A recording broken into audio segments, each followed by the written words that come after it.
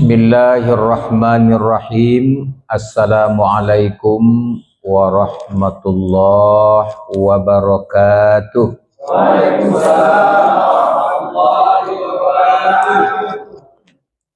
Alhamdulillah. Alhamdulillahi rabbil alamin. Wassalatu wassalamu ala asyrafil anbiya'i wal mursalin wa ala alihi wa sahbihi rasulillahi ajma'in, amma ba'du. Faqala Allah ta'ala fil Qur'anil Karim, bismillahirrahmanirrahim. Innal munafiqina yakhadi'una Allah wa khadimuhum. Faqala Nabi Muhammad sallallahu alaihi wasallam, ayatul munafiqu salas, iza haddasa kadzaba wa iza wa'ada akhlafa wa iza tumina khana.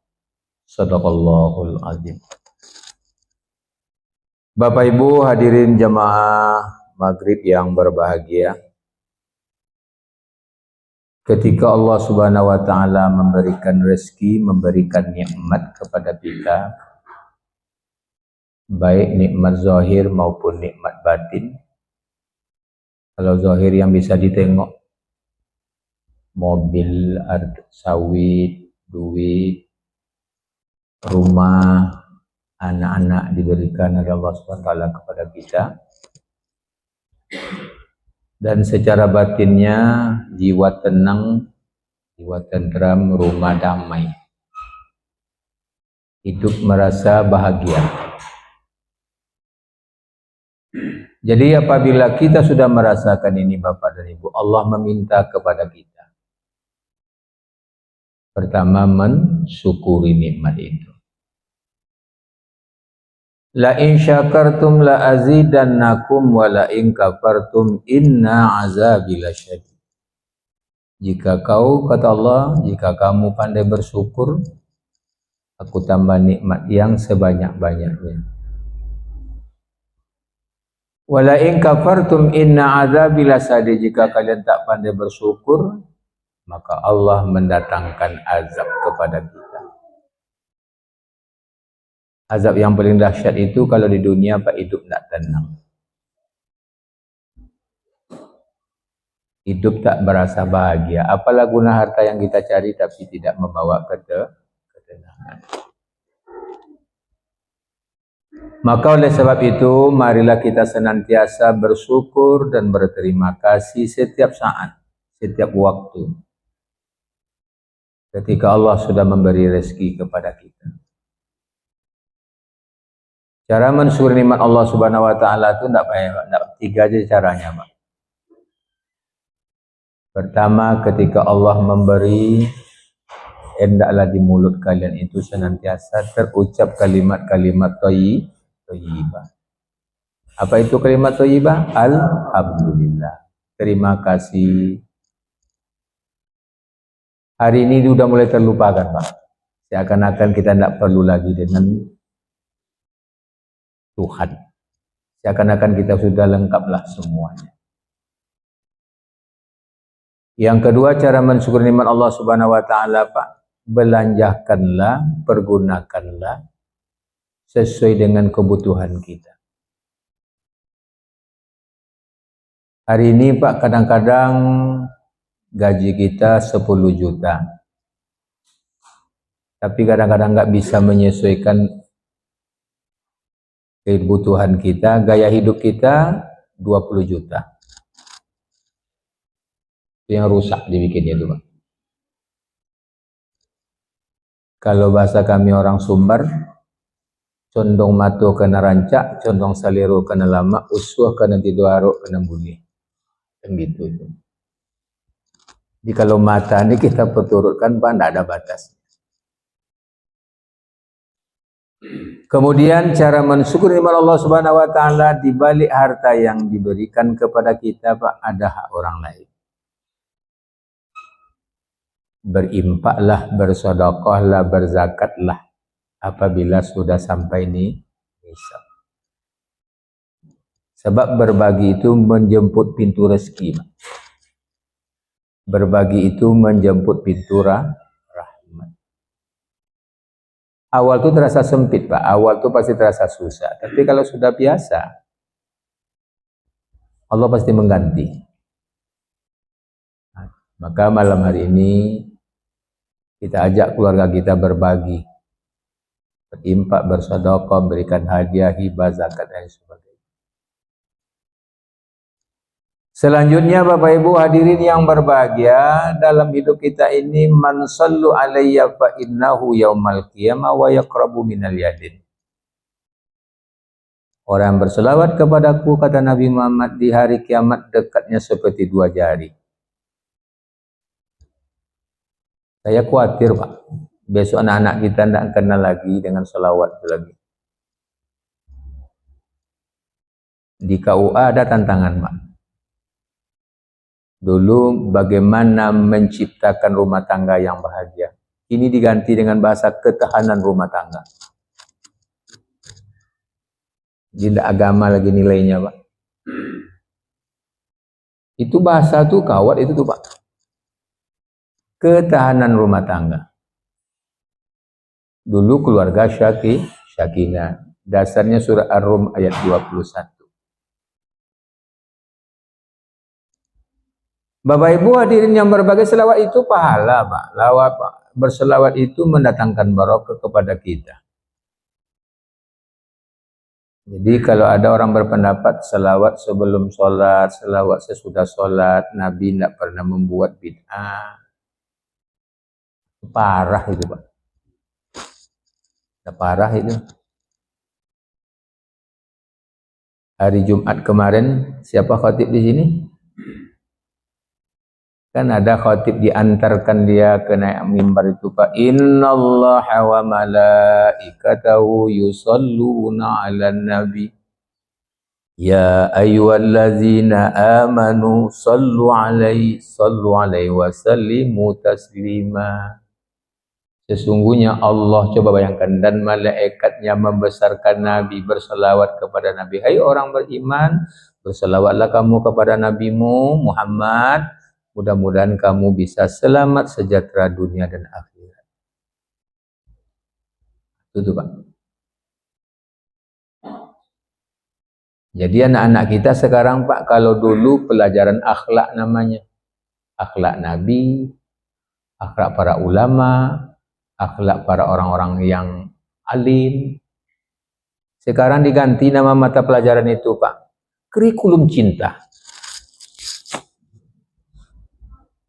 Itu dahsyat juga tuh, Pak. Kurikulum cinta.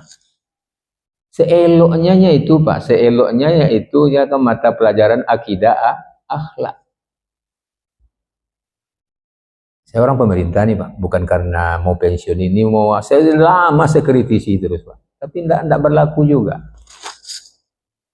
Sebab kalau bahasanya orang-orang segenggam kekuasaan itu lebih berharga daripada sekeranjang kebenaran. Awas secerca kekuasaannya, Pak. Orang satu keranjang kebenarannya, kekuasaannya.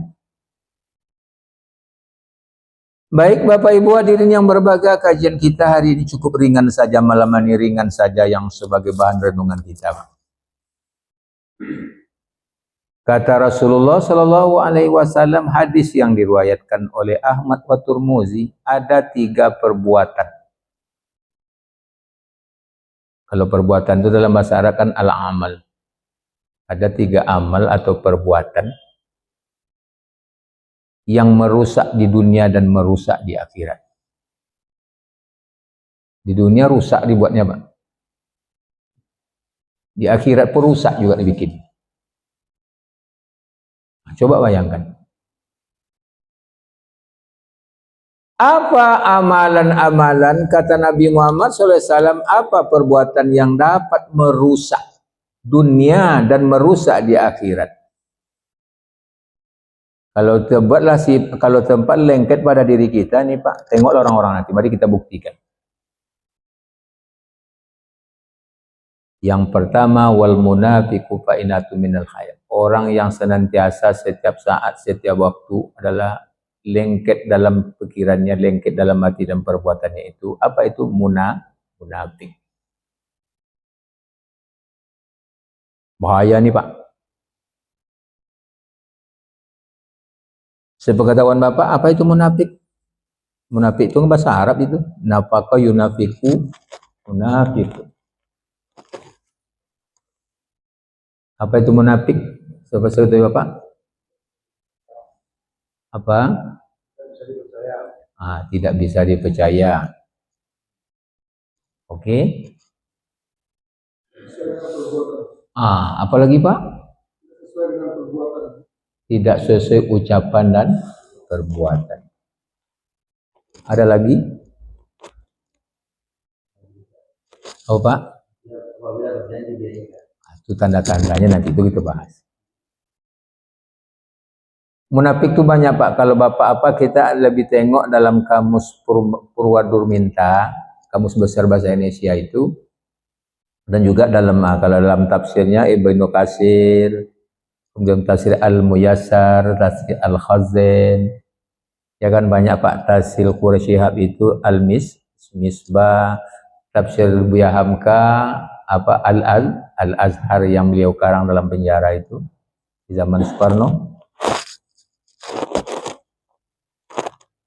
Kita kaji dulu dasarnya Pak. Munafik itu adalah lubang yang ditutup. Lubang ditutup di atas itu supaya nanti orang tak tahu bahwa itu lubang di bawahnya. Dibuatnya Pak lubang, ditutupnya rapi-rapi seperti jebakan begitu kan. Itu makna awalnya Pak. Tengok nanti dalam kamus bahasa Arab juga ada. Kan banyak orang sekarang Pak membuat lubang kepada kita Bapak Ibu hadirin yang berbahagia. Yang paling santer hari ini Bapak Ibu hadirin yang berbahagia itu di Morawali itu kan. Itu kan sekarang sedang santer betul tuh Pak. Kita yang punya tidak tahu negara kita. Itulah akibatnya itu Pak. Jadi apa yang sampaikan ini jangan dianggap membuka air, itu kenyataan. Banyak orang sehari ini Pak membuat lubang supaya kita masuk ke dalamnya, hancur lebur kita dibikin di dalamnya.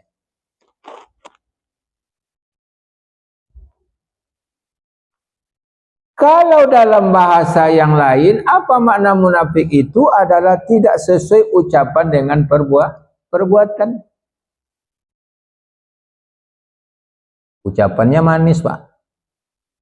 Datang ke rumah kita, dikasihnya kita baju, dikasihnya kita peci, dikasihnya kita beras, dikasihnya kita duit. Manis janjinya Pak. Pilihlah saya. Kalau Bapak memilih saya, insya Allah maka apa yang Bapak minta akan kami kabulkan. Kalau bahasa kami orang Melayu asli, apoam. Tahu apoam itu Pak? Apota. Ya Pak Haji belakang itu. Apota. Apoam.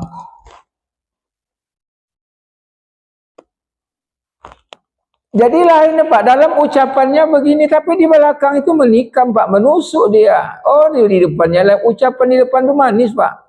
Begitu juga kalau tepat ini kepada pemimpin, kalau tepat jadi pemimpin dalam rumah tangga kita, apalagi pemimpin negeri kita ini Bapak dan Ibu, berbahaya Pak.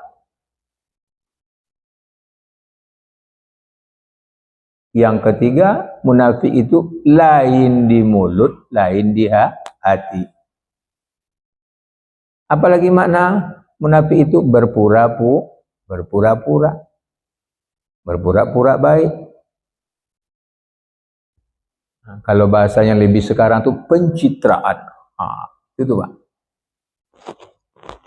Dipoto dalam parit itu. Sedang memasang batu bata lah, macam-macam sekarang nih Pak. Jadi rupanya pencitraan itu munafik. Jangan maknanya sedikit jawab, munafik dengan bonafik itu berbeda itu. Coba. Ini berbahaya nih, Pak. Sifat ini. Maka Allah Subhanahu wa taala menuliskan di dalam Al-Qur'an surat An-Nisa ayat 182, sesungguhnya orang munafik itu pada hakikatnya orang yang memperolok-olokkan Allah. Bentuknya ibadah rajin, bentuk ibadahnya hebat, supaya dia dipilih orang, supaya dia dipuji orang, tapi di belakangnya apa, Pak? Di belakangnya tidak ibadah, di rumahnya tidak ibadah dia, Pak. Itu kan memperolok-olokkan Allah itu. Kalau orang memperolok-olokkan Allah itu siapa orangnya, Pak? Setan, iblis.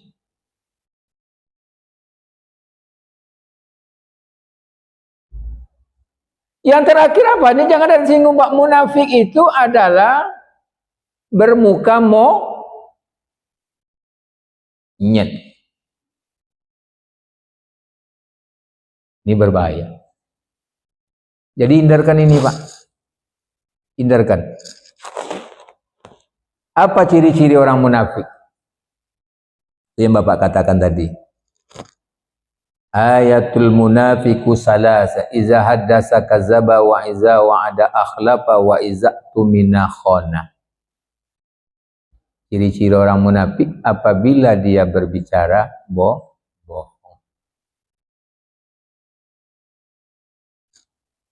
Karena HP ini, Pak, banyak orang diajarkan bohong sekarang nih, Pak. Bohong secara terang-terangan. Bapak dari mana posisinya?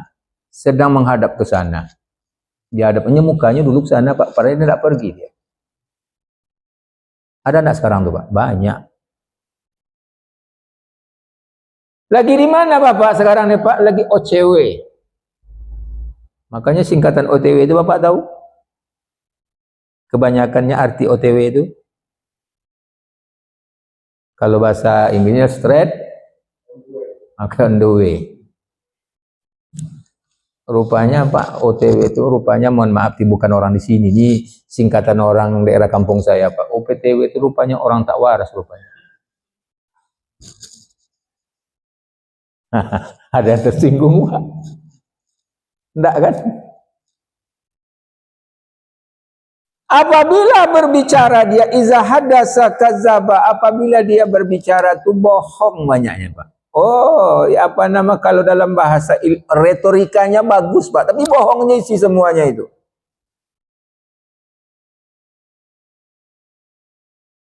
Kalau sempatlah lengket ini, Pak, dalam jiwa kita, dalam rumah tangga kita, dalam masyarakat kita, kalau yang munafik ini ada selalu bersarang dalam hati kita, Pak, ini dahsyat, Pak. Gawat kita dibikinnya ini.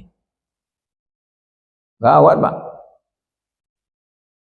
Tahu enggak Bapak, ketika saya khutbah Jumat kemarin, Pak, ada orang yang mengkritik dalam bahasanya, Bapak jangan disebut-sebut itu, Pak, katanya. Sama menyuruh orang, Bapak nanti orang membunuh orang. Apa katanya? Di zaman Umar bin Khattab, apabila tahu orang munafik dibunuhnya, Pak. Orang munafik ini berbahaya. Jadi makanya ketika terjadi perang di zaman Rasulullah dan perang di zaman Umar bin Khattab yang dia langsung mimpin, ada bala tentaranya yang munafik itu langsung dipenggal, Pak. Di secara hukum agama boleh dia dihalalkan darahnya. Awak menengok khutbah menghalalkan darah tuh ngeri juga orang dengarnya, Pak. Halal darahnya. Tuh. Kemudian Bapak yang Bapak katakan tadi, apa ciri-ciri orang munafik yang kedua? Yang keduanya adalah wa iza wa'ada akhlafa, apabila dia berjanji sering mengingkari. Salah satunya banyak, Pak, orang berkelahi hari ini, Pak. Dia minjam duit, kapan mau bayar? Kapan mau bayar? Minggu besok. Minggu besok datang ke rumah, ditutup rumahnya. Minggu besok lagi. Tanggal sekian lagi, hari sekian lagi. Banyak orang berjanji, Pak, hari ini. Mengingkari janjinya. Jadi sekarang menyebut nama wallahi, wallahi, tallahi, itu tidak main-main kata sumpah itu, Pak. Makanya sekarang di pemerintah 2 tahun terakhir ini Pak, orang marah dengan saya. Tidak ada orang menyebut-nyebut, ditaruh aja Al-Quran lagi di kepala. Nggak ada ucapan sumpah itu lagi Pak. Takut orang. Disumpah takut. Berarti sudah ada indikasi ingin melanggar. Iya Pak. Kalau saya menyumpah, tidak ada cerita saya taruh atas kepala, ikutkan. Wallahi, wallahi, tallahi, karena itu kan sumpah tuh Pak. Kalau sumpah itu ada dimakan, kalau kita melanggar sumpah itu tidak main-main Pak. Ada apanya sanksinya secara hukum agama kan? Tak main-main. Awak sumpah itu mudah aja diucapkan Pak. Sekedar polesan aja sekali, sekedar melantik saja. Malah masih lantik dia kan? Coba disumpah di depan bapak tuh. Ya, sumpahmu jangan memainkan. Nah, berbahaya nanti resikonya dunia dan akhirat Pak. Itu makanya dia Pak, alhamdulillah dia terima dia dapat kerja di Kemenak dan biarlah dia tinggal di sini. Kemarin kan ada pengurus Pak, apakah boleh dia tinggal dalam? Tidak ada masalah Pak. Selama jam dinas dia kerjakan, zuhur dia bisa pulang ke sini. Maghrib bisa sampai subuh, tidak ada urusan kami lagi. Iya kan? Ada urusan kami lagi. Dialah di sini. Penyuluh malah ya kan? Penyuluh ya. Nah, jadi besok kalau dia tidak bisa berceramah, sampai bilang sama saya besok Pak. Sumpah udah diucapkan. 2. Yang ketiga, apa ciri-ciri secara garis besarnya orang-orang munafik itu Bapak Ibu hadirin yang berbahagia? Wa iza tumina khana, apabila dia diberikan amanah, dia khianat. Dia hanati masyarakatnya, dia hanati dirinya, dia hanati bangsa ini Bapak Ibu. Kalau Muhammad Amin Pak, kalau lama lalu jadi pemimpin, maulah Muhammad Amin mengkang kelingkong Pak. Tanyalah di Pelalawan ini. Tuh, ada saksi. Hidup tidak akan tenang. Saya mau pensiun lagi Pak, 1,5 bulan lagi. Tapi alhamdulillah sehat walafiat. 1,5 bulan pensiun, genaplah umur 58 tahun. Tapi awet Pak. Ya Pak Haji. Ilmu itu sudah saya kasihkan sama Pak Haji. Ilmu itu sudah saya kasihkan sama Pak Haji. Cuma tergantung amal kita aja lagi. Iya Pak.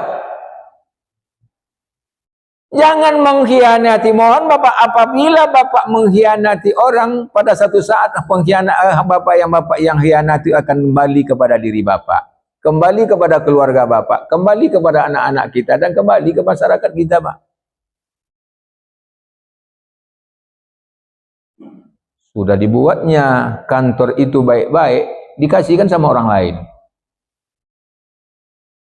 Nah, dampaknya apa? Itu yang terjadi hari ini Pak. Jadi orang-orang munafik itu pengkhianat. Negeri bisa dijual Pak. Negeri ini diberikannya sama orang lain. Kalau orang pengkhianat itu Pak, rasa hibahnya tidak ada. Rasa sedihnya tidak ada Pak. Air mata yang keluar itu air mata buaya. Mendoa sampai keluar air mata. Setelah itu dia kembali ke habitatnya balik. Pengkhianat. Makanya orang pengkhianat ini boleh dibunuh. Di zaman Umar bin Khattab disembelihnya itu Pak. Paling pantang nenek moyangnya. Oke. Apa bahaya munafik itu Bapak Ibu hadirin yang berbahagia? Tadi cirinya apa bahayanya? Yang pertama adalah 1, merusak tatanan sosial, merusak tatanan agama. Ini yang terjadi Pak. Tatanan sosial kita rusak dibikinnya. Iya kan? Yang kedua, yang tak amanah tadi itu agama kita rusak dibikinnya Pak. Ada programnya moderasi, program toleransi. Padahal Islam itu adalah ajaran toleransi dan moderasi Pak. Ajaran moderasi dan toleransi. Lakum dinukum waliyadin. La ikraha fiddin. Ya ayuhan nas, sambung-sambung. Inna khalaqnakum min zakarin wa unsa wa ja'alnakum syu'uban wa qabaila lita'arafu inna akramakum indallahi yakum. Hai manusia, aku ciptakan kalian dari laki-laki dan perempuan berbangsa-bangsa, bersuku-suku. Guna kaliannya apa? Lita'arafu, supaya kalian saling mengenali, saling tolong-menolong. Kalau masalah akidah, lakum di hukum, tidak ada. Bagimu agamamu, bagiku agamaku. Saya dulu Pak dibesarkan di daerah pelabuhan Pak, Dumai. Jadi ayah saya itu dulu seorang ustadz. Jadi abang angkat saya itu ada dari China, ada yang dari utara Medan, ada yang dari Bugis. Jadi saya kalau saya silsilah saya ini Pak, saya diantar oleh abang-abang kami yang bermarga dulu. Si Manjunta, si Morangkir, semua orang tidur di rumah kami. Kami dianggapnya adik. Kir antara adikmu sekolah MDA sore. Pergi saya sekolah Pak. Tidak pernah abang-abang kami itu mengajarkan yang bukan-bukan. Makanya saya kalau mau ke Jakarta, mau ke Medan, banyak abang-abang saya. Hebatnya lagi orang tua kami itu, kalau hari Minggu orang yang abang-abang kami tidak mau berangkat ke gereja, marah dia tuh Pak. Kalau kalian tidak berangkat ke tempat ibadah kalian, tidak usah kalian tinggal di sini. Begitu orang tua kami dulu Pak. Padahal dia ustaz, apalagi orang ulama-ulama zaman dulu. Kan lebih keras, tapi dia karena hidup Pak. Yang merusak tatanan-tatanan sosial hari ini dampak daripada orang munafik itu, Bapak Ibu hadirin yang berbahagia, rusak negeri kita dibuatnya Pak. Kacau kita dibikinnya. Padahal yang bersilaturahmi itu hukumnya wajib. Bersilaturahmi itu anjuran agama.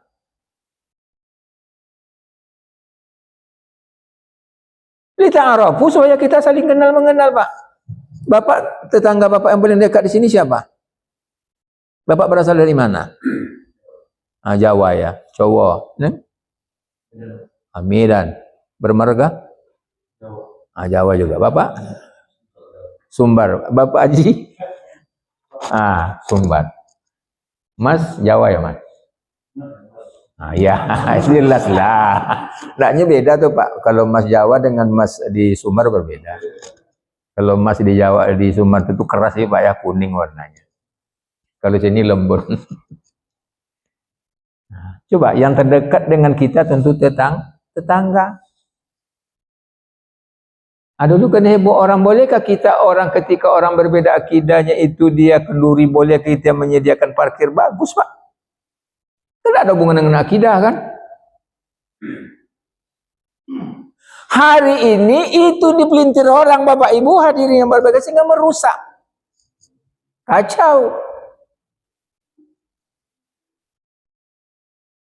Tahu nggak Bapak apa dampak daripada munafik tersebut adalah menimbulkan perpecahan Pak, fitnah di mana-mana. Kalau ada fitnah di mana-mana Pak, cari rezeki susah, cari kehidupan susah, takut hari ini Bapak Ibu hadirin berbahagia. Orang munafik itu dicatat oleh Allah Subhanahu wa taala sama dengan perangai syaitan. Jadi hati-hati Pak. Tiga sifat yang pertama tadi apa itu? Yang pertama munafik. Hindarkanlah Pak. Jadi kalau Bapak memilih orang besok, carilah orang-orang jangan munafik lah. Supaya aman. Kemudian carilah orang-orang yang kalau ada yang 3 ciri ini janganlah dipilih itu Pak. Rusak dibuatnya. Oke. 1. Apa perbuatan yang dapat merusak dunia dan merusak di akhirat? Yang pertama munafik. Yang kedua kata Nabi. Sebutkan waktu Pak ya, ada kajiannya panjang nih pembahasan ini. 15 menit lagi? 19. Oh sama, iya. Jadi aku awak asik-asik ya kan? Oke. Yang kedua, apa amalan, apa perbuatan yang dapat merusak, kata Nabi Muhammad Sallallahu Alaihi Wasallam, merusak pekerjaan di dunia dan merusak pekerjaan di akhirat? Itu apa? Yang keduanya adalah fitnah. Makanya Allah SWT mengatakan al-fitnatu asaddu minal qatli. Fitnah itu lebih kejam daripada pembunuhan. Coba, gawat memfitnah ini. Apa itu fitnah? Apa itu fitnah, Pak?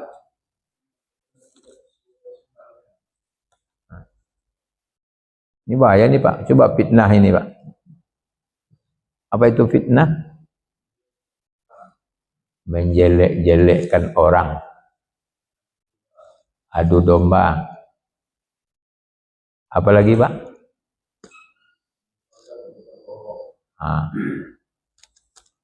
Apa itu fitnah?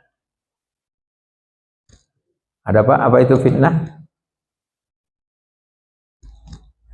Ada, Pak? Apa itu fitnah? Sebelah di sini, ke bapaknya ini harus tahu kalimat bahasa Arab itu, Pak. Apa itu fitnah? Fitnah itu dalam bahasa lurusnya adalah qaulul zur, kata-kata yang tidak sesuai. Fitnah itu menceritakan kejadian tidak menurut sebenarnya. Contoh,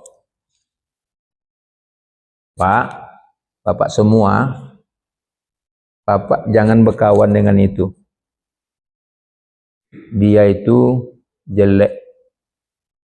Dia itu sombong. Dia itu iri orangnya. Jangan didekati. Dibuat fitnah kemana-mana. Fitnah, gara-gara fitnah, Pak, berbahaya, Pak. Keluarga orang bisa hancur dibikin. Orang bisa bercerai dibikinnya. Yang paling banyak fitnah itu sekarang di mana, Pak? Tuh yang Bapak pegang. Handphone sekarang. Banyak fitnah itu, Pak. Coba tengok, Pak. 95% semuanya itu mengganggu pikiran kita. Fitnahnya banyak. Muhammad Amin pernah difitnah. Jangan kalian undang dia. Dia orang tuh keras. Dia aliran tak apa-apalah. Dia keras orangnya. Sepengetahuan saya tidak pernah keras rasanya, Pak Haji. Lunak aja kan. Itu fitnah. Menceritakan, boleh tidak menceritakan ke, bahkan kata Nabi Muhammad Sallallahu Alaihi Wasallam, walam yakhulu fa inatu minal fitnah fa inatu minal. Jangan kau ceritakan awal mulanya, kau ceritakan baik, akhirnya nanti bisa kau jadikan cerita karena tepat kepada orang lain bisa menjadi jelek. Contoh, Ustadz itu ceramahnya bagus begini, tapi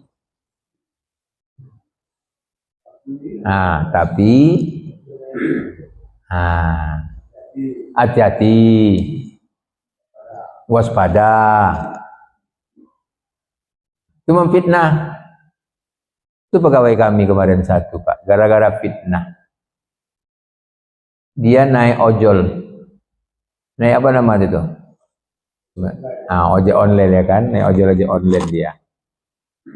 Tentu karena dia bawa barang, dipegang lah perut orang tukang bawa mobil itu, bawa Honda itu. Itu lupa, maka Bapak berhati-hati besok kan naik ojol, jangan sembarang pegang perut orang ya. Apalagi yang nambah itu perempuan pula, Pak. Dipoto orang dikirim kepada suami, yang mengirim tak tahu, Pak. Allah tiba di rumah itu langsung berkelahi. Anjing kau, babi kau, monyet kau, apa kau, awak sudah setia kamu kau berpaling pula dengan wanita, dengan laki-laki lain. Terpaksa dicari orang ojol itu, Pak. Tentu susah pula carinya lagi. Untung dia ingat, Pak. Atas dikonfirmasi balik. Karena sampai sudah kasus ini sampai pihak berwajib. Coba bayangkan. Gara-gara apa itu Fitnah.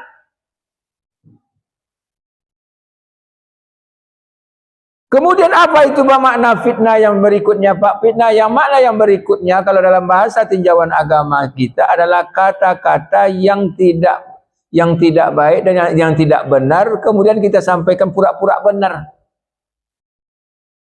Meyakinkan. Makanya banyak orang memfitnah hari ini, Bapak dan Ibu. Fitnah itu hati-hati. Fitnah itu lebih kejam daripada pembunuhan.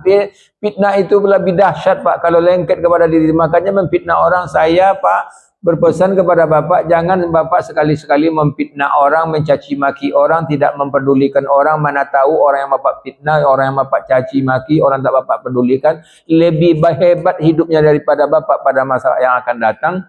Mana tahu dia menentukan nasib Bapak, mana tahu dia lebih hebat kehidupannya daripada kita. Saya dah merasakan itu, Pak.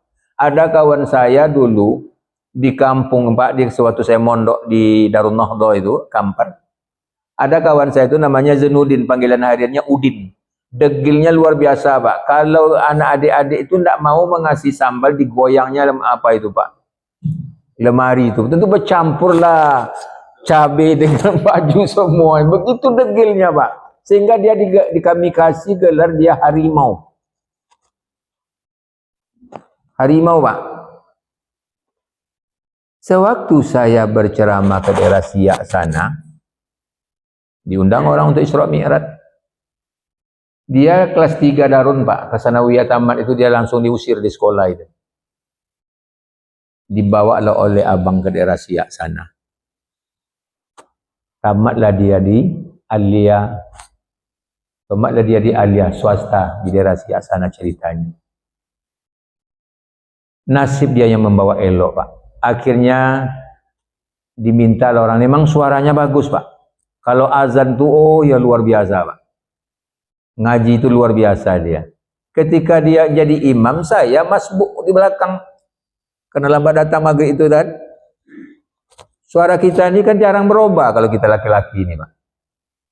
Ini kalau tak salah Udin ini, saya bilang. Awak sedang salah tadi. Ini Udin. Perasaan awak tentu ya, ayo Udin. Ya Allah, memang betul dia menjadi imam, Pak. Suaranya bagus. Saya tunggu, Pak. Dia tahtim, bertahlil, berdoa. Saya tunggu. Setelah itu, Pak, saya sambil bergurau lah. Biasa lah, Pak. Bergurau-gurau sama kawan masa lalu gitu, Pak. Setelah saya ketemu, ingatlah godang. Saya panggil harimau. Saya buta. Itu demi Allah tuh, Pak. Melarangnya saya berguru, Pak. Tahu, Pak, maghrib itu keluarlah bahasa sombong. Dia sebetulnya menguji kami, Pak. Min, kau jangan menghina saya, Min. Saya sekarang udah kaya nih, yuk ke rumah kita makan. Dijamulah kami makan, Pak. Apa yang saya bilang Bapak tadi, nasi imam Bapak. Dia menjadi imam, rupanya seorang bapak dari Jawa yang kaya raya di Siak itu, Pak, melamar dia mengambil mantu. Anak satu-satunya, Pak. Diambil orang, dia jadi menantunya, Pak. Orang kita kaya di Siak itu, sawitnya tidak sedikit, Pak. Bukan 10 hektar, sampai ribuan, Pak. Di mana-mana. Itulah mertuanya yang punya. Meninggal rupa mertuanya itu. Tinggallah sama mertua perempuannya satu. Tinggallah perempuan, mertuanya yang perempuan. Dialah yang mengendalikan semuanya, Pak. Oh, dari garasi mobilnya saja, Pak. La ilaha illallah, Pak. Robicon ada, saya tengok. Pajero Sport ada. Fortuner pun juga ada. Alphard pun juga ada. Allahu Rabbi. Coba, Pak. Jangan sekali-sekali memfitnah orang. Nasib kita tidak tahu, Pak.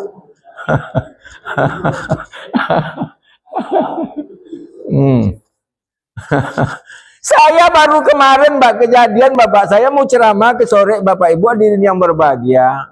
Ya maklum kita bengkolan. Kalau secara hukum dia salah, Pak. Beloklah mobil kita digesernya sedikit, Pak. Oh, bercarut-carut dia, Pak. Keluar kamus kebun binatang dan alam gaibnya. Tengok, Pak. Tahu lah apa yang terjadi setelah itu, Pak. 2 hari itu rupanya dia memukulkan istrinya, Pak. Robek di sini. Diadukan ke pemberdayaan perempuan. Pelindungan. tindak kekerasan sebelum sampai ke pihak berwajib, Pak. Nah, kebetulan saya sebagai mediasinya, Pak. Ini Bapak kemarin ya. Kok tahu Bapak? Kan Bapak yang menggeser saya semalam. Nah, coba Pak kalau dendam kita. Kan tidak mungkin ya kan. Kita tidak dendam, Pak. Tuh. Jadi jangan memfitnah. Fitnah itu dahsyat bikinnya, Pak. Orang bisa bercerai, orang bisa hancur rumah tangga orang. Buangkanlah sifat-sifat fitnah ini. Fitnah itu tidak ada gunanya, Pak. Oke, yang terakhir. Jadi fitnah. Apa dampak daripada fitnah itu, Bapak Ibu hadirin yang berbahagia? Merusak agama, merusak pergaulan, merusak silaturahmi, merusak tatanan sosial. Orang bisa rusak sebuah ibadah gara-gara fitnah ini, Bapak dan Ibu. Maka juga di zaman Umar bin Khattab, pada zaman Umar bin Khattab itu luar biasa, Pak. Nah, ada orang miskin, Pak. Tidak ada fitnah di zaman Umar bin Khattab itu, sebab siapa tahu yang berfitnah, tahunya orang munafik, set. Tuh. Jadi kami mengajak kepada kita semua, hilangkanlah Pak sifat-sifat fitnah itu. Hargailah pendapat orang lain. Kalau kita ingin lebih daripada orang itu, jangan kita menjatuhkan orang, Pak. Sakit kalau gini, kalau kita tidak pernah menjatuhkan, dijatuhkan orang tuh, Pak. Sakit rasanya. Oke, yang ketiga. Yang ketiga kata Nabi Muhammad Sallallahu Alaihi Wasallam, amalan yang dapat merusak dunia dan merusak juga ke akhirat nanti, Bapak Ibu hadirin yang berbahagia. Apa yang ketiga kata Nabi Muhammad? Al-kibrun. Al-kibrun atau takabbur. Kalau takabur kita itu masuk orang sombong. Jadi kibrun itu Pak adalah orang sudah merasa hebat. Udah merasa jago. Udah merasa pintar. Orang lain aja Pak. Ah, itu kemarin tuh Pak, saya pulang ke Bangkok kemarin Pak. Ke Bangkinang Kuok gitu loh. Pulang saya ke Bangkok kemarin, jadi imam di kampung, ya kan, lama tak pulang. Jadi ketika kita pulang kampung, tanggalkanlah seluruh tetek bengeknya. Apa maksud tetek bengek itu, Pak? Jabatan mau tinggi, pangkat apa, ada. Kalau orang kampung tidak peduli itu tengoknya, Pak. Panggilan buyung tetap buyungnya sama kita. Kalau ambo sebagian orang tuh panggil ujang, itulah orang kampung kita. Jadi tidak perlu kita sombong dalam masyarakat, Pak. Tahu kalau saya Pak, sepengetahuan saya, tolong ingatkan istri saya ya. Kalau apa bilang saya tidak mau membawa embel-embel pulang tuh Pak. Tak mau saya itu. Kalau dapat jangan tahu saya bekerja di pemerintah, begitulah. Supaya awak sama di depan masyarakat itu. Tidak perlu sombong. Orang sombong itu karena tiga saja dalam hidup ini, Pak. Tiga, apa yang pertama?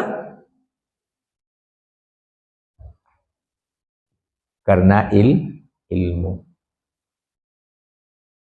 Oh, karena dia udah merasa ilmu, Pak, orang itu kecil aja dia tengok, Pak. Orang ke orang di bawah itu dia tidak peduli, Pak. Tidak ada seakan-akan tidak ada segannya. Orang sombong karena banyak ilmu.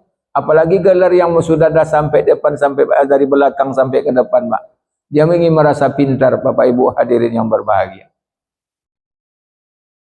Banyak orang hari ini sombong karena ilmu. Karena dia ingin merasa paling pintar. Merasa dia yang paling cerdas. Sehingga orang lain tidak peduli, Pak. Ini yang susahnya, Pak, dibacanya buku satu hari, dibacanya buku satu, apalagi berjalan 4 hari, 5 hari. Udah berfatwa pula dia setelah itu. Hebat pula daripada orang lain dia, Pak. Orang udah menggunung dia baca buku, orang sudah sekian banyak perbandingannya, Pak. Nah, ada pernah orang sombong, Pak. Yang kedua, orang sombong karena harta. Orang mau apa kita saja, Pak. Dianggapnya ini, selesai dengan ini. Sombong karena harta.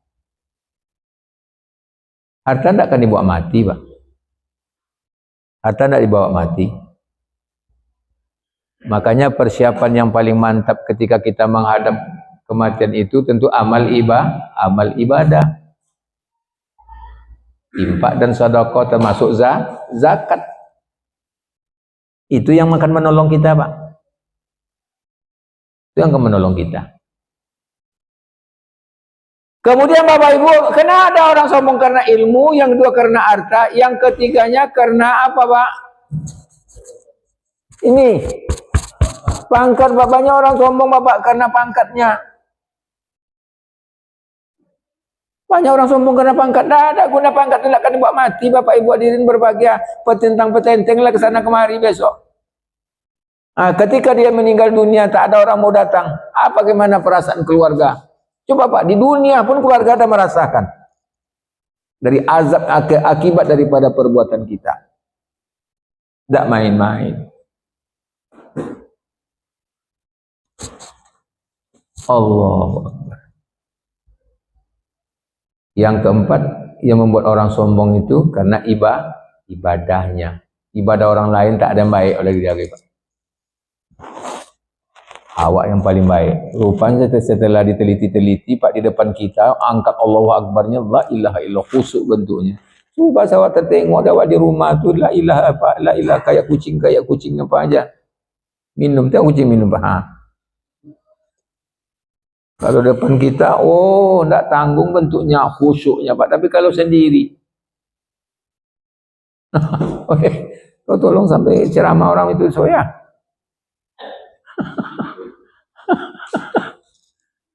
Ibadah. Jadi sedangkan Nabi saja mendapat wahyu dari Allah Subhanahu wa taala, Bapak Ibu hadirin yang berbahagia, wa ma yantiqu anil hawa in huwa illa wahyu. Apa dituturkan oleh Nabi itu wahyu, Pak. Nabi tidak pernah sombong dengan ilmunya, Nabi tidak sombong dengan, ya kan ada orang kajian selambat Nabi itu orang miskin. Oh, Nabi itu orang kaya, Pak. Coba baca dalam kitab Sirah An-Nabawiyah. Ya kan? Nabi itu orang miskin, kere, kusut. An-nazafatu minal iman. Kebersihan itu bagian dari iman. Nabi itu orang bersih, janggut terawat, kumis pun terawat kayak kumis saya gitulah.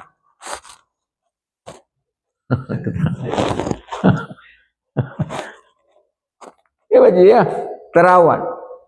Nabi itu Bapak Ibu hadirin yang berbahagia, dua saja kuda perang yang ada di zaman itu Bapak dan Ibu. Kuda perangnya itu yang pertama warna kuda Nabi itu keputih-putihan, yang di sininya itu bulunya itu kuningan. Dua saja yang punya, pertama adalah Nabi, yang kedua Abu Lahab. Nah, dari mana dia dapat itu? Ya karena hasil dagang beliau Bapak dan Ibu. Kalau kita kaji adalah sepertiga daripada hasil rampasan itu milik Nabi. Nabi itu orang kaya tapi tidak sombong, Pak. Awak baru mobil itu, ya Allah, sombongnya. Tidak tanggung-tanggung lah tuh Pak kayanya. Ya Pak Jian tidak perlu sombong, tidak perlu angku, tidak perlu iri. Jadi saya mengajak kepada Bapak Ibu hadirin berbahagia, mari kita hilangkan yang pertama sifat munafik tadi, Pak. Sesuai hendaknya apa yang kita ucapkan, apa yang kita perbuat. Jauhkan daripada sifat munafik. Jauhkan daripada sifat yang berpura-pura itu, Pak. Jauhkanlah. Tidak ada gunanya, Pak. Tidak ada gunanya. Kembali rusaknya kepada kita juga. Di akhirat nanti, tidak dihisap Tuhan lagi ini, Pak. Dia ambil kirim, langsung ke neraka. Tidak perlu dihisap orang-orang semacam ini. La yukhasabu fa inna waliyat minan nar. Orang semacam ini, orang munafik di akhirat nanti tidak pakai hisap lagi. Kalau awak diambil ke tendang langsung. Campak ke neraka Allah Subhanahu wa taala. Tidak perlu ditanya lagi loh, Pak. Yang kedua kesimpulannya, marilah kita selalu jangan memfitnah orang, mencaci maki orang, tidak memperdulikan orang. Mana tahu orang yang kita fitnah lebih hebat daripada kita. Kemudian Bapak Ibu hadirin berbahagia, hilangkanlah sifat sombong dalam diri, Pak. Sombong dalam diri kita yang membuat kita rusak dibikinnya, membuat kita hancur juga. Di dunia kita Allah murka kepada kita, di akhirat Allah pun juga murka kepada kita. Mudah-mudahan sifat yang tiga ini, perbuatan tiga ini mari kita buang bersama-sama. Mudah-mudahan kita dijadikan orang yang lebih baik pada masa-masa yang akan datang. Demikian saja. Assalamualaikum warahmatullahi wabarakatuh.